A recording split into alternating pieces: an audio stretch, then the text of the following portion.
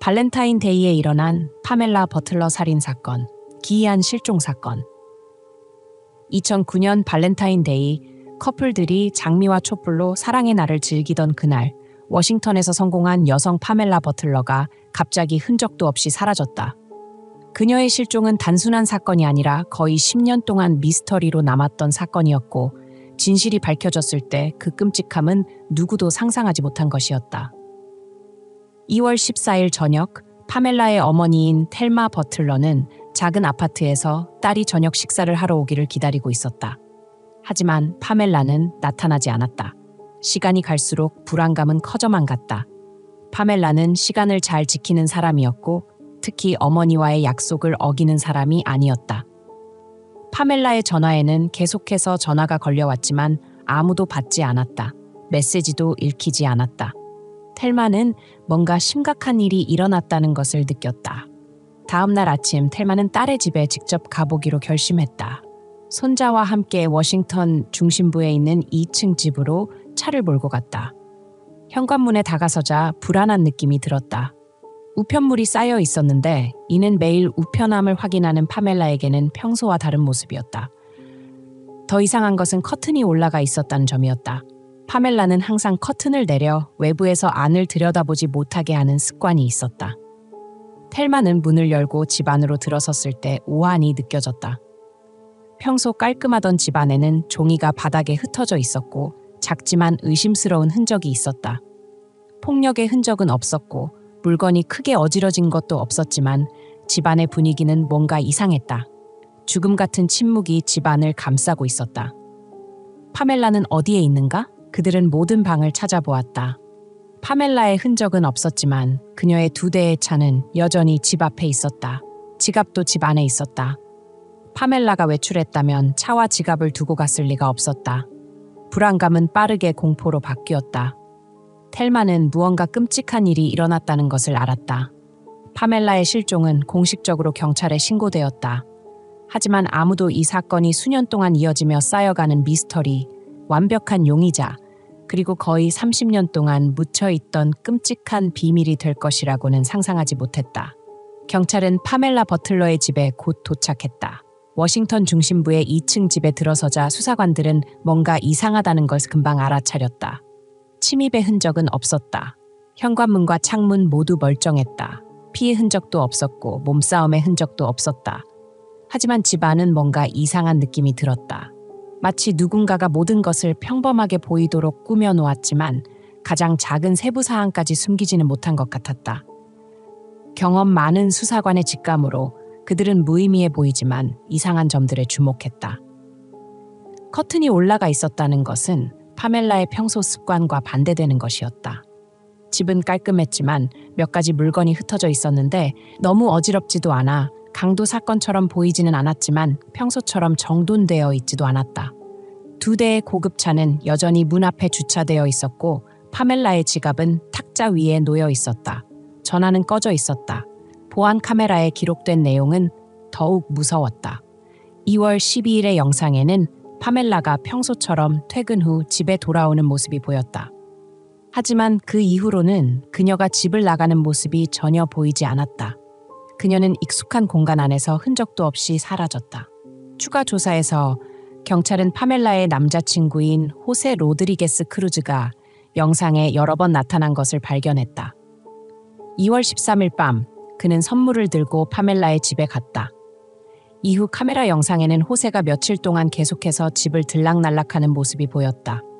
나갈 때마다 그는 가방이나 개인 물품을 들고 나갔지만 사람의 몸을 숨길 만한 큰 물건은 없었다.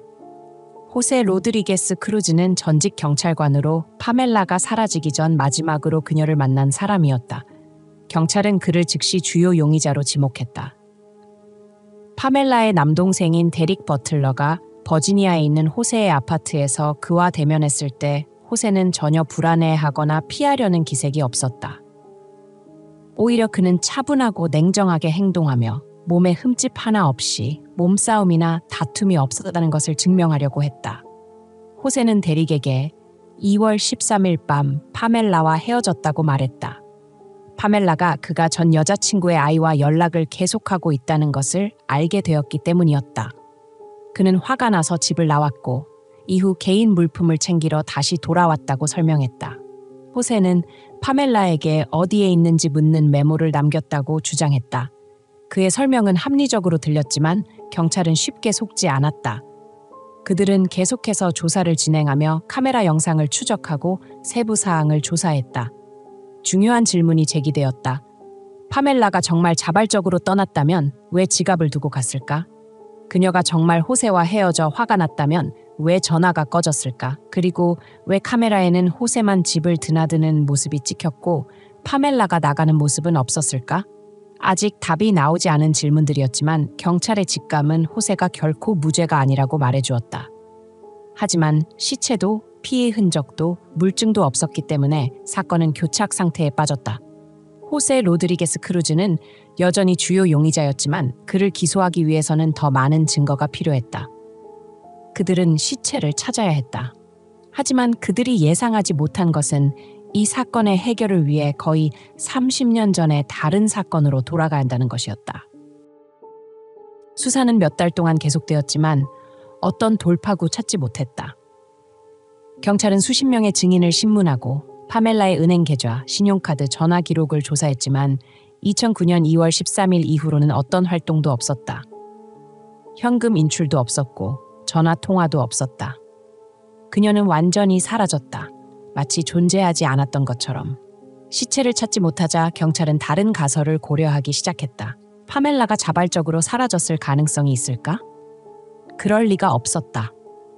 성공한 경력을 가지고 있고 2대의 고급차와 값비싼 집을 소유한 그녀가 아무런 말도 없이 모든 것을 버리고 떠났을 리가 없었다. 다른 가설은 그녀가 납치되었을 가능성이었다. 하지만 왜 몸싸움의 흔적이나 침입의 흔적이 없었을까? 집 안에서 살해되었다면 왜 피의 흔적이 없었을까? 첫 달이 지나고 두 번째 달이 지났다. 파멜라의 가족은 그녀가 결코 돌아오지 않을 것이라는 것을 점점 깨달았다. 하지만 가장 고통스러운 것은 아무런 답을 얻지 못했다는 것이었다. 가족을 잃는 것보다 더 나쁜 것은 그들이 살해되었는지 여전히 살아있는지 알 수 없다는 것이었다. 사건이 점점 잊혀져 가던 중 익명의 제보가 갑자기 들어왔고 의심은 파멜라의 남동생 데릭 버틀러에게로 향했다. 경찰은 의문을 품기 시작했다. 호세가 범인이 아니라 데릭이 진실을 숨기고 있는 것은 아닐까? 수사는 데릭에게로 쏠렸다. 일부 소식통에 따르면 파멜라와 데릭은 부동산 사업을 함께했지만 최근 파멜라가 협력을 중단하려고 하며 갈등이 생겼다고 했다. 더 주목할 만한 점은 데릭이 파멜라의 유언에서 수혜자로 지명되었다는 것이었다. 이는 재정적 동기를 배제할 수 없는 부분이었다. 경찰은 데릭의 거래를 추적하고 모든 전화와 메시지를 조사했다. 하지만 결국 모든 것은 근거 없는 의심에 불과했다. 데릭은 누나의 실종과 관련된 어떤 흔적도 보이지 않았다. 모든 수사 방향이 막다른 골목에 이르자 사건은 공식적으로 중단되었다. 7년이 지났다. 아무도 파멜라 버틀러에게 무슨 일이 일어났는지 알지 못했다. 그녀의 시체는 없었고 어떤 흔적도 남지 않았다. 그리고 2016년 경찰과 가족의 무력함 속에서 당국은 파멜라가 사망했다는 선언을 해야 했다. 냉정하지만 법적 문제를 해결하기 위해 필요한 결정이었다. 2017년 파멜라 버틀러 실종 사건의 기록이 보관실에 먼지가 쌓여있을 때 메트로폴리탄 경찰서의 형사 마이크 풀턴은 사건을 다시 조사하기로 결심했다. 오래된 사건을 조사하는 전문가인 마이크는 이런 미스터리가 결코 해결되지 않은 채로 남아있는 경우가 거의 없다는 것을 알고 있었다. 단지 답이 어딘가에 숨겨져 있을 뿐이었다. 마지막 퍼즐 조각을 맞출 수 있는 인내심을 가진 사람만이 찾을 수 있는 답이었다. 마이크는 오래된 보안 카메라 영상부터 시작했다. 그는 2009년 2월 12일 파멜라가 집에 돌아오는 영상을 반복해서 보았다. 하지만 그를 가장 소름 끼치게 한 것은 그 이후의 일이었다. 파멜라의 남자친구인 호세 로드리게스 크루즈가 여러 번 나타났다.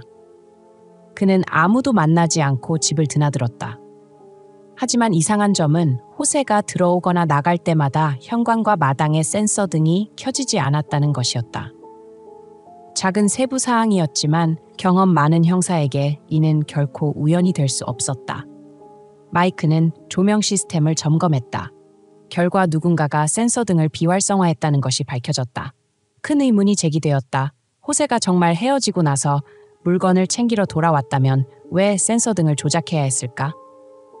호세의 이전 진술을 다시 살펴보던 마이크는 또 다른 의심스러운 점을 발견했다. 호세는 2월 13일 밤 파멜라와 다툰 후 집을 나왔다고 말했지만 카메라 영상에는 그가 며칠 동안 계속해서 집을 드나드는 모습이 보였다. 그리고 중요한 세부 사항은 호세가 집에 들어갈 때 자신의 열쇠가 아니라 파멜라의 열쇠 고리를 사용했다는 것이었다. 이는 그가 파멜라로부터 열쇠를 가져갔다는 것을 의미했다. 형사 마이크 풀턴은 우연을 믿지 않았다.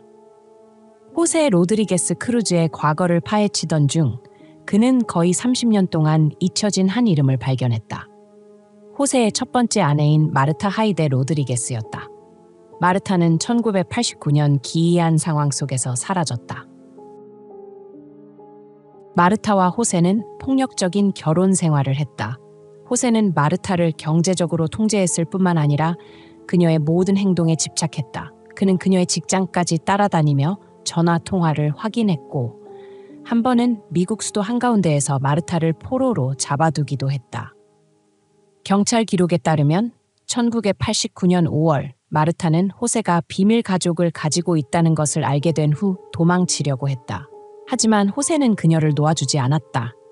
그는 마르타를 집에서 납치하여 2일 동안 호텔에 감금하고 강간하며 잔인하게 구타했다.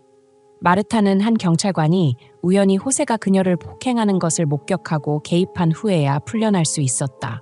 호세는 체포되었지만 마르타가 법정에 출두하지 않아 사건은 곧 취소되었다. 일주일 후 마르타는 사라졌다. 그 후로 아무도 그녀를 보지 못했다. 이제 30년이 지난 후 파멜라 버틀러도 비슷한 방식으로 사라졌다. 호세와 관계가 있던 한 여성이 갑자기 어둠 속으로 사라졌고 어떤 흔적도 남기지 않았다. 이게 단순한 우연일까? 아니면 파멜라는 아무도 모르는 연쇄 살인마의 다음 희생자가 된 것일까? 거의 10년 동안 명확한 증거가 없었지만 경찰은 호세 로드리게스 크루즈가 파멜라 버틀러를 살해했다는 충분한 근거를 찾았다. 2017년 그는 체포되었다. 종신형을 피할 수 없게 되자 호세는 12년형을 선고받는 대신 모든 죄를 자백하기로 합의했다. 그의 자백은 수사관들을 소름 끼치게 했다. 호세는 충동적으로 파멜라를 죽인 것이 아니었다. 모든 것은 미리 계획된 것이었다. 그의 진술에 따르면 2009년 2월 13일 밤 파멜라는 호세가 전 여자친구의 아이와 계속 연락하고 있다는 것을 알게 되었다. 논쟁이 벌어졌지만 이전과는 달리 호세는 더 이상 참지 않았다. 파멜라가 등을 돌리자 그는 뒤에서 다가가 맨손으로 그녀의 목을 졸라 기절시켰다. 호세는 시간이 많지 않다는 것을 알았다. 그는 커튼을 내리고 센서 등을 꺼 모든 행동을 숨겼다. 이후 그는 큰 쓰레기 봉지로 파멜라의 시체를 감싸 후문을 통해 집 밖으로 끌어냈다. 이곳은 보안 카메라가 비춰지지 않는 유일한 지점이었다. 호세에게 가장 큰 문제는 파멜라의 시체를 영원히 없애는 것이었다. 그는 50km 이상을 운전하여 95번 고속도로의 한적한 구간으로 갔다. 이곳은 나무가 우거진 중앙 분리대가 있는 외딴 곳이었다. 카메라도 없고 목격자도 없는 곳이었다. 그는 얕은 무덤을 파고 파멜라를 묻었다. 아무도 그녀를 찾지 못할 것이라고 확신했다. 하지만 2017년 경찰이 현장에 도착했을 때는 이미 너무 늦었다. 그 지역은 도로 확장을 위해 평평해져 있었고 파멜라의 시체는 이 세상에서 완전히 사라졌다. 파멜라의 유해를 찾지는 못했지만 호세의 자백은 사건을 종결시키기에 충분했다. 그는 2017년 12년형을 선고받았다. 하지만 경찰이 예상하지 못한 것은 그의 자백이 거의 30년 동안 묻혀있던 또 다른 사건을 해결하게 해주었다는 것이었다. 파멜라가 묻힌 곳에서 멀지 않은 곳에서 1991년 한 무명의 시체가 발견되었다. 비슷한 방식으로 버려진 여성의 시체였다. 이 시체는 DNA 대조가 불가능했기 때문에 수십 년 동안 법의학 데이터베이스에 방치되어 있었다. 하지만 이제 현대 기술과 호세와의 명확한 연결고리로 경찰은 다시 조사하기로 결정했다. DNA 샘플을 분석한 결과 모두를 소름 끼치게 했던 것은 바로 1989년 실종 호세의 첫 번째 아내 마르타 하이데 로드리게스의 시체였다. 마르타는 호세를 상대로 한 납치 및 폭행 사건에서 증언을 거부한 후 기이한 상황 속에서 사라졌다. 이제 그동안 끔찍한 가설로만 남아있던 것이 명확한 사실로 드러났다. 호세는 마르타를 죽여 외딴 곳에 시체를 버렸고 거의 20년 후 파멜라 버틀러에게도 같은 짓을 저질렀다. DNA 증거로 인해 2019년 호세는 마르타의 살인 혐의로 1급 살인죄로 기소되었다. 더 이상 도망칠 곳이 없었던 그는 최대 40년형을 선고받기 위해 2급 살인죄를 자백했다. 2021년 호세 로드리게스 크루즈는 공식적으로 유죄 판결을 받았다. 그는 남은 생을 감옥에서 보내게 되었지만 정의는 너무 늦게 찾아왔다. 파멜라 버틀러는 여전히 찾지 못했다. 그리고 가장 무서운 것은 만약 그녀의 사건이 다시 조사되지 않았다면 호세는 아무도 모르게 더 많은 사람을 죽일 수 있었다는 것이다. 결국 그는 충동적인 살인마가 아니었다. 그는 흔적을 잘 지우고 사람들을 조종하여 완벽한 가면을 쓴 침묵의 살인마였다. 그리고 이것이 호세 로드리게스 크루즈를 아무도 알지 못했던 가장 위험한 살인마 중 한 명으로 만들었다.